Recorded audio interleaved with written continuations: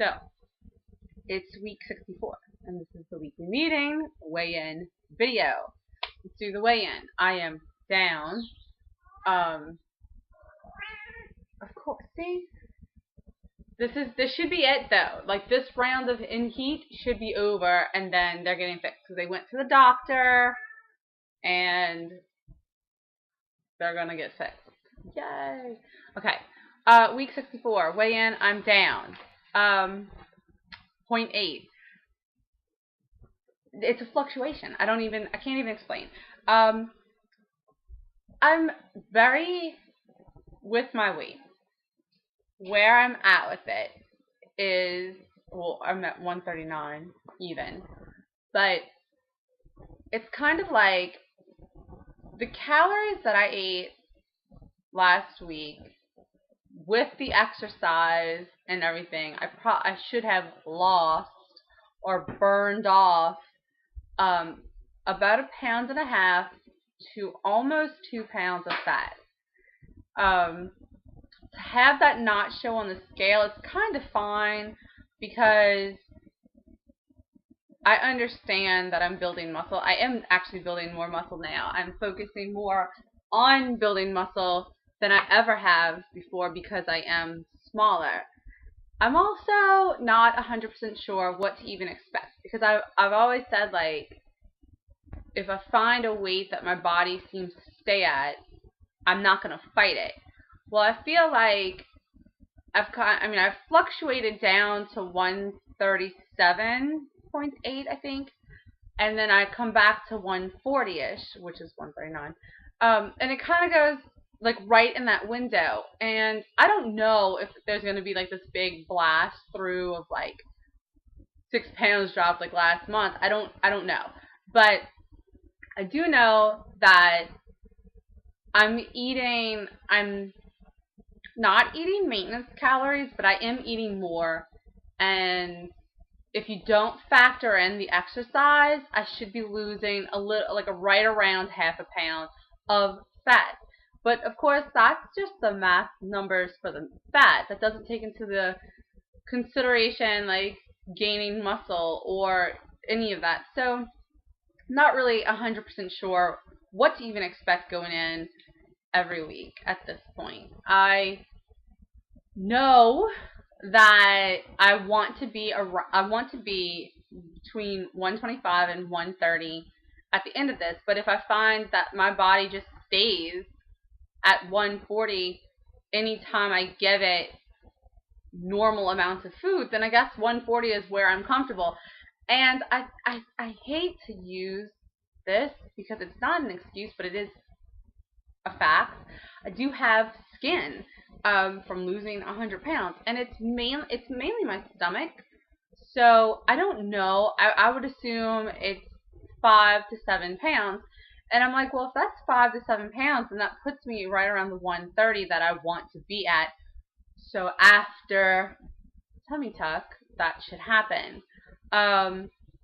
Does that mean I'm going to use that as an excuse to stay at 140? No, I'm going to keep eating, but I am going to keep eating because I don't feel good when I cut my calories too much. And I think that has a lot to do with not having the excessive extra energy stored in the fat.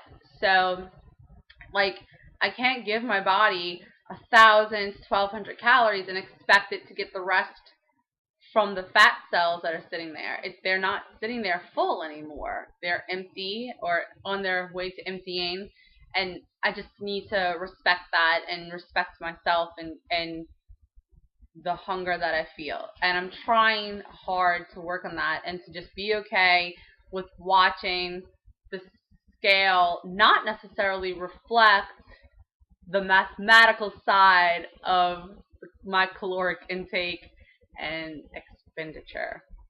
There you go. The weekly meeting, the meeting today was about snacking right. And one of the things the lady asked was, because it was not my normal leader, so I'm going to call her the lady. One of the things the lady asked was, what's the difference between a treat versus a snack? And the people in my meeting who have, a lot of them, been there for the past year and longer, had a variety of different answers.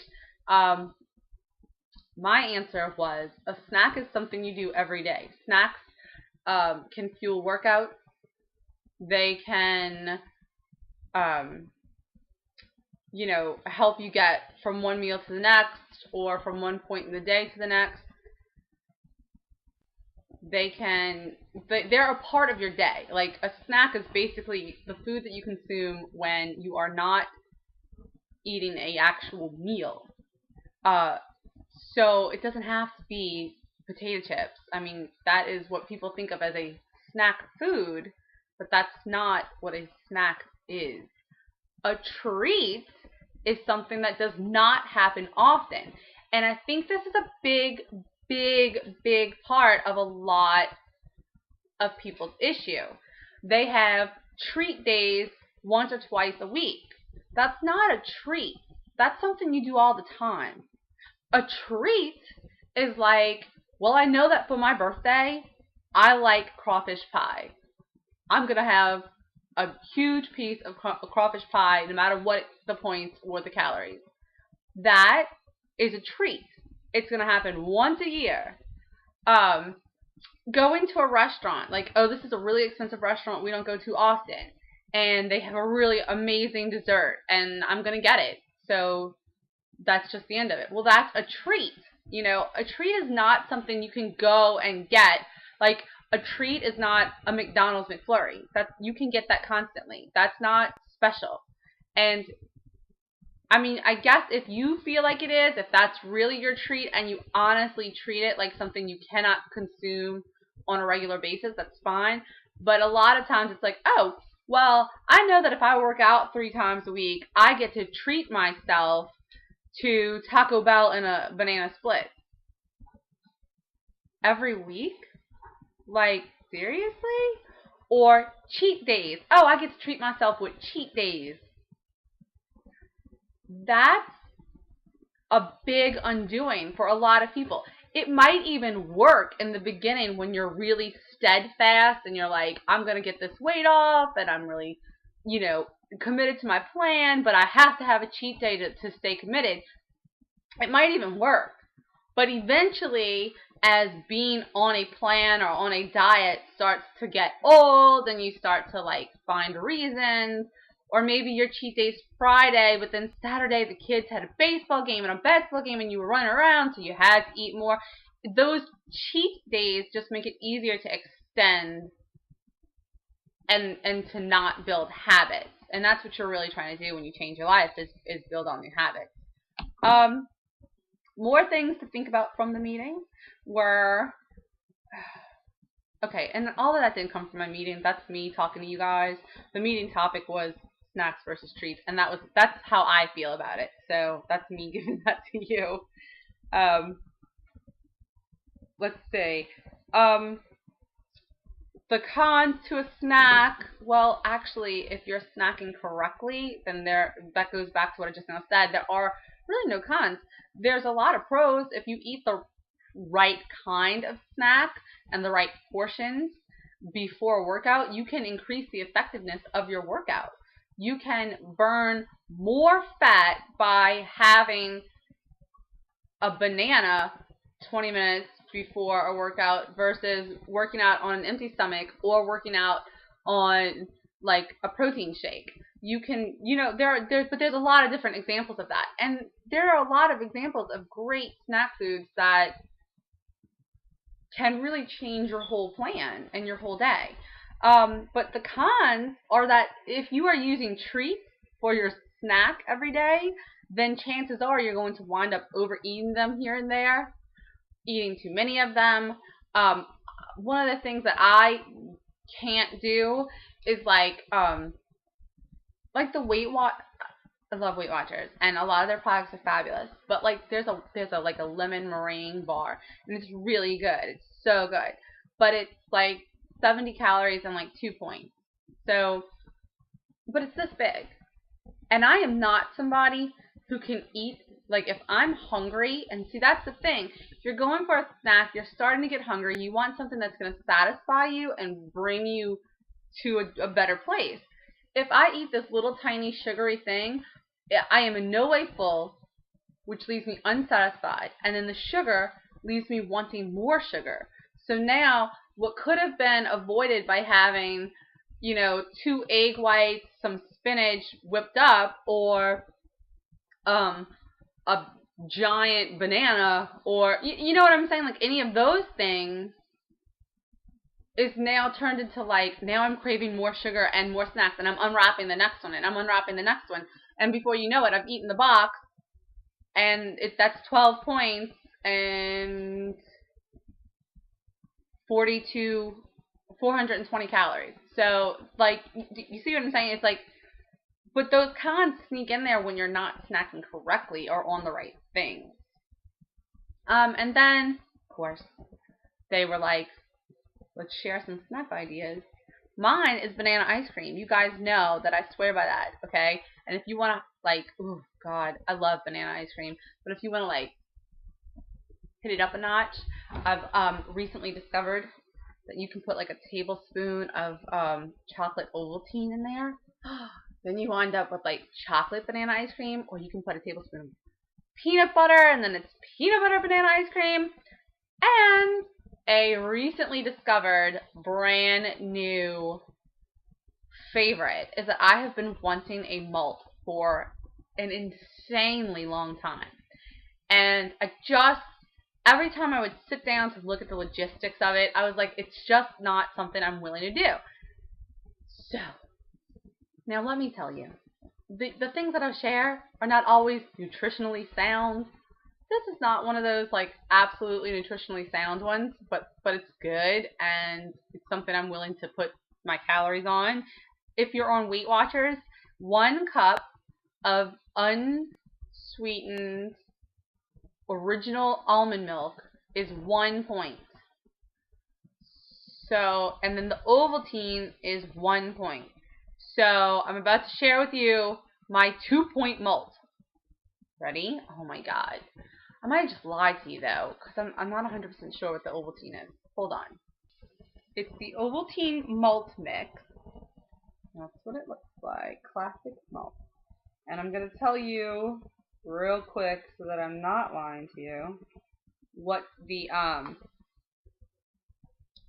points are for it. It is that. Yeah. Carb. Yeah, okay, it's 1 point. So, what you do is you take, and I don't know if any of you guys have seen this stuff. Oh, I'll go get it too. Alright. This is turning into like a damn how-to. I might as well show you. I actually don't have any of the other ingredients, so the how-to is going to be in today's food blog. Yay! Okay, so anyway, you take 1 cup of the original unsweetened almond milk, which is 1 Weight Watchers point plus point, but depending on your brand, either 35 to 40 calories. And then you add 2 tablespoons of the Ovaltine Classic Malt Mix, which is 1 point and 40 calories. Then you take a cup of they have Splenda, and Walmart has their own brand, and it's the granulated, like the big bag of sugar substitutes, not like little packets. And you take a cup of that and you put it in, and it's going to make it really sweet, but it also makes it really frothy and like full of air. And then you whip it, or you shake it. If you have a container, you can shake it in. And it is a effing malt, and it is to die for. It's so, so good. So, those are my snack ideas. Now, here's where it gets really, really fun. You guys are going to share your snack ideas right down there in the comments. And this is a giveaway. What? Shut up. Totally is. I'm going to give away the Zumba Wii game. Fun stuff, right? Exactly. So here's how it's going to work. If you have a Wii and you're interested in the Zumba Wii game, then you put your snack idea and you say, I have a Wii. And you're entered. Woo How fab. If you're not sure if you're interested in the game, then you can take yourself a little stroll. I'll put the link down there. And you can look at that video. It's me basically reviewing it and giving you my thoughts on it. And they haven't changed much. I like hip-hop Zumba. This is very Latin-based original Zumba. Doesn't really work for me. I don't really like doing it in my living room, but I don't like the DVDs in my living room. So there you go. Yeah. So it is opened and slightly used, but the game is in here and it's fabulous. It's fine. And you have the remote holder for your hip. So there you go. Yeah. So share your ideas even if you don't have a Wii and you don't want to be entered. But if you do have a Wii and you do want to be entered, then share your idea and tell me, I have a Wii. I'm going to take that as, and I want the game. And if you have a Wii and you already have the game and you just want to share your opinion on it to help other people decide if they want the game, that's fine too.